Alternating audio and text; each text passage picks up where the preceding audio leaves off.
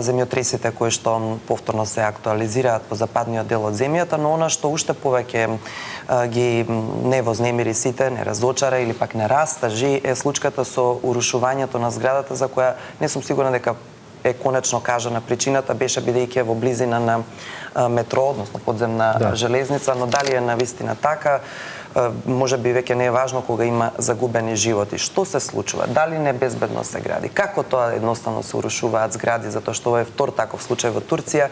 Се прашуваме и ние, но Кирил ќе се обиде да ни обезбеди одговор со нашиот врвен експерт, професорот Михаил Гаревски. Кирил, добро утро.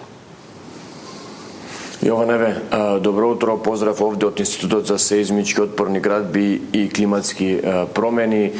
За жал, Турција во изминатиот период во овие неколку дена имаше повеќе несреќи, доживеа силен земјотрес, а пред 2 дена се урна и повеќе катница во која што загина голем дел од едно семејство, едно од децата беше успешно спасено од под урнатините.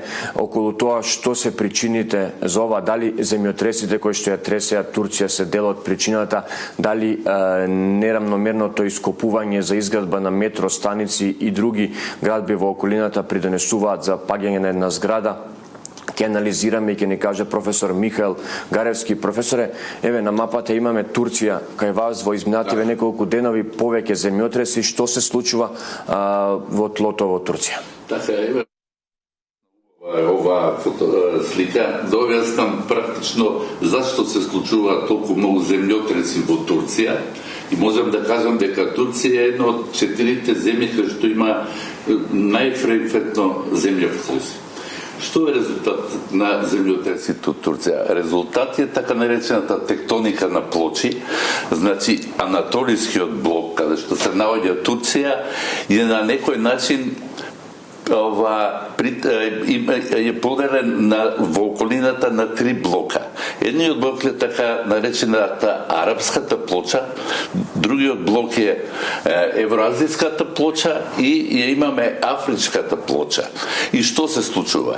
Арапската плоча се движи и е во колизија со евроазиската плоча која што е фиксна, отприлike годишно 2 сантиметра годишно се приближува арапската плоча према европската и практично овој анатолиски блок се истиснува према запад, а на тоа помагаат двата најголеми раседи во Турција.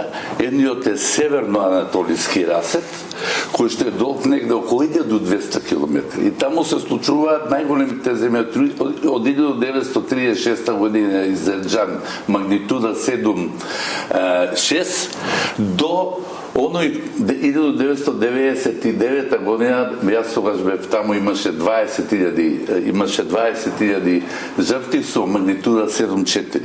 Но ние знаеме неодамна 2023 се случи практично најголемиот земјотрес во 21. век овде, като е на источно-анатолискиот расет со магнитуда 7,8.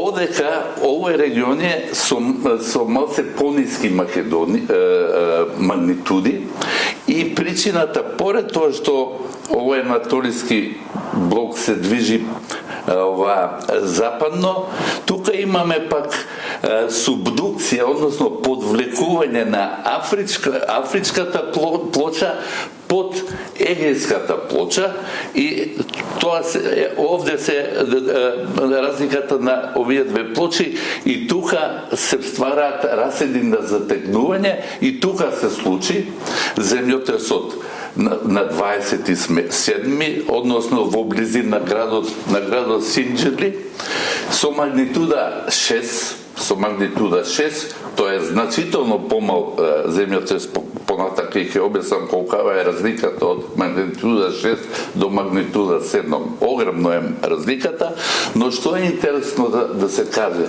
ние скоро и да заборавивме, во истото епицентрално подрачје се случи и на на 10 август 2025 година се случи земјотрес и после тоа имаше 12.000 автершокови, но за среќа, бидејќи магнитудите од 6,1 не се толку разрушителни, во август земјотресот имаше околу 64 жртви, а сега, за среќа, се срушија само 3 до 4 згради за земјотресот од 2027 година. 27 октомври, да. 27 октомври. И што е интересно и карактеристично, пак ќе оставам да ме допрашате. Карактеристично е тоа што некој исушен поток повторно протекол после 20 години, што укажува дека земјотресите имаат големо влијание на подземните води. Професоре, во друг град, освен овој за кој што за среќа немавме жртви, падна висококатница за кој што се зборува дека има резултат и од земјотресите, меѓутоа и од непланско ископување. Вие како експерт за градби, што може да урне една зграда, на 600-катница, 7-катница, како може и како треба да се проверува квалитетот после земјотреси и после ископување, за да тие зградби бидат безбедни? Видите, ево ова исто така многу интересантна мапа, што би сакал да ја објаснам. Оваа мапа е створена како резултат, тоа се вели еден вид граѓанска сизмологија. Постои убава апликација и на овие Android телефоните, и граѓаните кои ќе го почувствуваат земјотресот реагираат и го одговараат како го почувствувале. Што може да се види од мапава? Еве го епицентарот на земјотресот. Гледате дури до каде се почувствува. Значи, ова е реална мапа на овие се одговори на 10.000 граѓани. Значи, земјотресот нормално, многу слабо се почувствувал дури во Белград. А еве сами можете да видите дека доста добро се почувствувал во Истанбул, кој што е веќе оддалечен околу 100 км. Сега, на прашањето на објектов од што е срушен, може да постои две работи, но бидејќи многу брзо е зградата паднала после овој земјотрес од пред 2-3 дена, од 27, многу лесно може да се случи како резултат на таа амплификација, да зградата била оштетена добро од земјотресот од 27 и после тоа имаш уште два автершокови со магнитуда која што релативно достига 5 и претходно начната зградата, може да е резултат рушењето како резултат на посилните автершокови и на самата амплификација. Значи, може да се случи дури некоја зграда да падне подалечено од епицентарот, ако е поставена, фундирана на лош депозит. Затоа ние и при нашите анализи кои ги правиме дури овдека и у Скопје, а и насекаде, многу е важно да знаеме каква е амплификацијата од движењето, акцелерацијата на основната стена до тлото. Така да не е исклучено, дури може да се каже дека повеќе е резултат од овој земјотрес од 27 октомври, отколку можеби од некој овие, како да ги кажам, ископини и слично. Професор, ова го наметнува прашањето, бидејќи во Македонија често знаеме да видиме како се копа наоколу, како се градат нови згради, како се реконструираат, се преправаат. Колку ве консултираат вас стручната фела околу тоа колку може да биде ризично, на какво место се поставуваат зградите, токму ова што го објаснувавте во овој момент? Колку ние од тој аспект во Македонија сме безбедни да не некој посилен земјотрес ни донесе вакви проблеми? Па видите, има примери, за жал, ја велам, се повеќе и повеќе пломби во централното градско подручје, каде што се градат и многу високи објекти.